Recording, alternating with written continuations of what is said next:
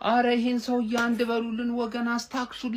አስታክሱልን ምን ሆኗል ይሄ ሰውዬ እንዴ ዝም ብሎ ማግባት ነው እንዴ ስራው ባለፈ በብሔራዊ ቡድን ጨዋታ 5 ጎል እኮ ነው ያገባው ባለፈ ይኸውላችሁ ዛሬ ደግሞ ሃትሪክ ሰራ ሃትሪክ መስራቱ እንዳይገርማችሁ ይኸውላችሁ በጨዋታው ላይ እኮ 2 ፔናልቲ ስቷል ጀሙ 2 ፔናልቲ በጨዋታው ላይ ሳተ እንዴት አትሉ መጀመሪያ ፔናልቲ ይኸውላችሁ መታ ሲመታ በረኛው ወጣል ተብሎ ፔናልቲው ይደገም ተባለ እሺ ተብሎ ይደገማል የእስራኤሉ በረኛ ድጋሚ አልመለሰው 2 ፔናልቲ ሳተ ማለት ከዛ በኋላ ሰዎች ምንም መስራት ጀመሩ ሙድ ሊይዙበት ማለት ነው ሃላንድ ላይ ሲጀመር ይሄ ጭራቅ የሆነ ሰውዬ ለሜሙድ ላይ መቼም ማን ጭራቅ የሆነ ሰውዬ ሃትሪክ አልሰራም ሃትሪክ ሰራ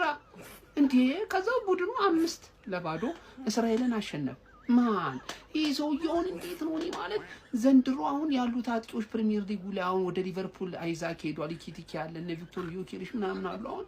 ይሄ ደግሞ ዘንድሮ መጥቶለታል አሁን ከዚህ ጋር ነው የሚፎካከሩት ማለት ነው በጣም ዘንድሮ ሃላንድ እኔ በጣም እያስፈራኝ ነው የምርም